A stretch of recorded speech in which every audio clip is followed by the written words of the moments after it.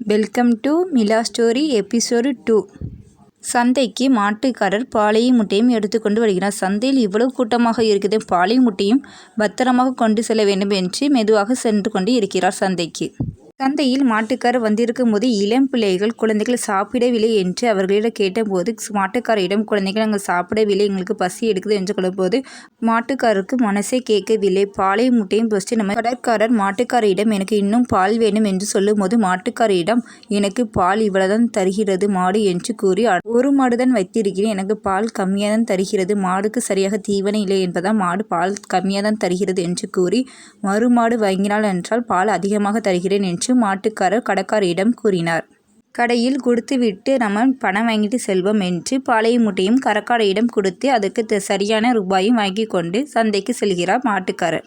மாட்டுக்காரர் சந்தையில் செல்லும் வழியெல்லாம் காய்கறிகள் பழங்கள் விலை அதிகமாக இருக்கிறது என்று யோசித்துக்கொண்டு மாட்டுக்காரர் உடை சரியாக இல்லாததால் மாட்டுக்காரரிடம் யாரும் சரியான விலை சொல்வதும் இல்லை, கேட்ட கேள்விக்கு பதிலும் சொல்வதில்லை. மாட்டுக்காரர் சந்தை முழுவதும் சுற்றி பார்த்து கொண்டே இருக்கிறார். சந்தை முழுவதும் சுற்றி பார்த்து கொண்டே இருக்கிறார் மாட்டுக்காரர். மாட்டுக்காரரிடம் ஒரு நாய் ஒன்று வருகிறது. நாய் மாட்டுக்காரரிடம் பசியாக இருப்பது என்று மாட்டுக்காரர் புரிந்து கொண்டிருந்து மாட்டுக்காரர் தன்னிடம் இருக்க ரூபாயை கொடுத்து அதுக்கு தேவையான உணவை கொடுத்து நாயிடம் சாப்பிட வைத்தால் மாட்டுக்காரர். நாய் அதை விரும்பி சாப்பிட்டு கொண்டிருக்கிறது.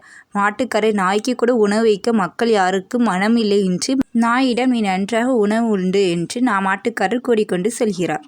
நாய்க்கு உணவு செலுத்த பிறகு மாட்டுக்காரர் காய்கறி வாங்கும் என்று சுற்றி பார்த்து கொண்டு இருக்கிறார். மாட்டுக்காரருக்கு அப்புறம் ஒரு யோசனை வருகிறது. என்னவென்று பார்த்தால் குழந்தைகள் சந்தையில் சாப்பிடாமல் இருப்பது ஞாபகம் வருகிறது. சந்தையில் கேக் கடை ஒன்று இருக்குது. குழந்தைகள்லாம் கேக்கு விரும்பி சாப்பிடுவார்கள். பசி இருக்கும் குழந்தைகளுக்கு கேக்காக என்னால் முடிந்து வாங்கி கொடுப்போம் என்று கேக் கடையில் உள்ள கடைக்காரியிடம் ஒரு கேக் என்ன விலை என்று கேட்க போது ஒரு கேக்கின் விலை 20 ரூபாய் என்று கூறினார் கேக் கடைக்காரர். மாட்டுக்காரரிடம் அவ்வளவு பணம் இல்லை, ஏழைகளுக்கு ஏதாவது செலுத்த வேண்டும் என்று குழந்தைகளுக்கு எதாவது விரும்பி கொடுக்க வேண்டும் என்று யோசனை மட்டும் இருந்தது. நாய்க்கு வேறு உணவு செலுத்திவிட்டோம், நம்மிடம் அவ்வளவு பணம் இல்லை, இருந்தாலும் இருக்கட்டும், குழந்தைகளுக்கு என்னால் முடிந்து நான் கொடுக்க வேண்டும் என்று பணம் கொடுத்து கேக்கை வாங்கி கொடுத்தார் மாட்டுக்காரர். கடைக்காரியிடம் கேக்கை வாங்க பிறகு மாட்டுக்காரர் குழந்தைகளிடம் செல்ல வேண்டும் என்று வேகமாக ஓடி செல்கிறார். மாட்டுக்காரரிடம் சந்தோஷம் மகிழ்ச்சி அவரது முகத்தில் பார்க்கும் போதே தெரிகிறது. மாட்டுக்காரர் ரொம்ப விருப்பத்துடன் குழந்தைகளை நோக்கி செல்கின்றார். மாட்டுக்காரர் குழந்தைகளிடம் கேக்கை கொடுத்த பிறகு குழந்தைகள் மகிழ்ச்சியோடு ரொம்ப அன்பாகவும் மாட்டுக்காரியிடம் பேசிக்கொண்டிருந்தது.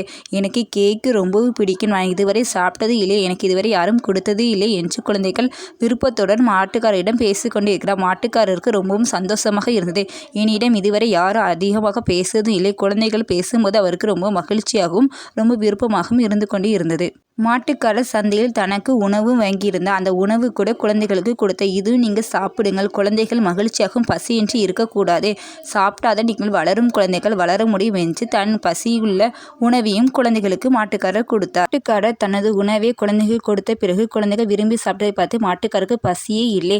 குழந்தைகள் சாப்பிட பார்த்து தான் பசியே போய்விட்டது, மனம் நிறைந்தது என்று பசியும் நிறைந்தது என்று கூறி மாட்டுக்காரர் குழந்தையிடம் ரொம்ப விருப்பமாகவும் மகிழ்ச்சியாகவும் பேசிக்கொண்டு மன நிறைவோடு வீட்டுக்கு செல்கிறார் மாட்டுக்காரர்.